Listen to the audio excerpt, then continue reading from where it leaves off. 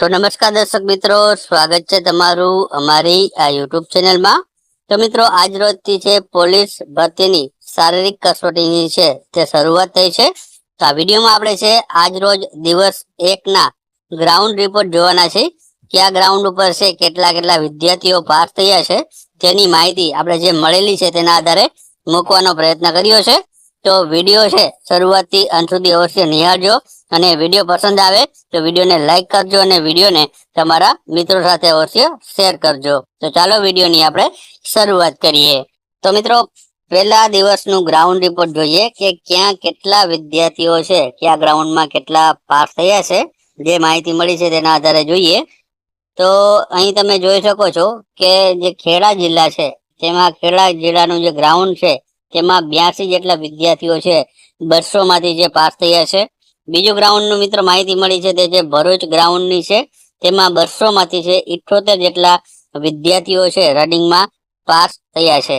ત્રીજું ગ્રાઉન્ડ છે હિંમતનગર ગ્રાઉન્ડનું છે, તેમાં 200 માંથી 60 જેટલા જે છે ઉમેદવારો પાસ થયા છે। ત્યારબાદ ચોથા ગ્રાઉન્ડની વાત કરીએ તો જુનાગઢ ગ્રાઉન્ડનું છે, જેમાં 110 જેટલા વિદ્યાર્થીઓ છે પાસ થયાના માહિતી મળી રહી છે।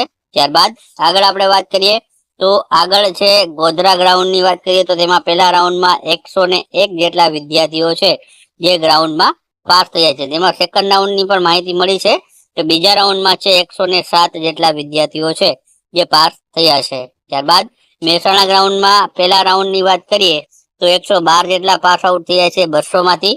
ત્યારબાદ નડિયાદ ગ્રાઉન્ડ રિપોર્ટની આપણે વાત કરીએ તો નડિયાદમાં 100 જે પ્લસ વિદ્યાર્થીઓ છે પાસ થયા છે।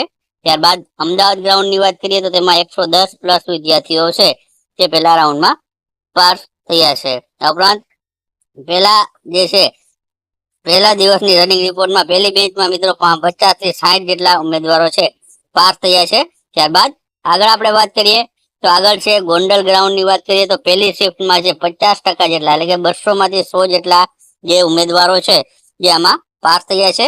અને જે શરૂઆતની વાત કરીએ તો 6 ને 15 છે આમાં રનિંગની શરૂઆત કરવામાં આવી હતી તેવું મિત્રો છે માહિતી મળી રહી છે। મહેસાણા ગ્રાઉન્ડની વાત કરીએ તો જ્યાં વાવથરા દ્વારા દોડવા વાળા 130 ઉપર છે આમાં પાસ થયાની માહિતી મળી રહી છે। જામનગર ગ્રાઉન્ડની વાત કરીએ તો જામનગર ગ્રાઉન્ડમાં છે 80 જેટલા ઉમેદવારો છે જે પાસ થયા છે। ત્યારબાદ આપણે વાત કરીએ તો ખેડા જિલ્લામાં તમે જોઈ શકો છો 82 જેટલા ઉમેદવારો છે પાસ થયા છે। ભરૂચમાં છે 200 માંથી 78 પાસ થયા છે।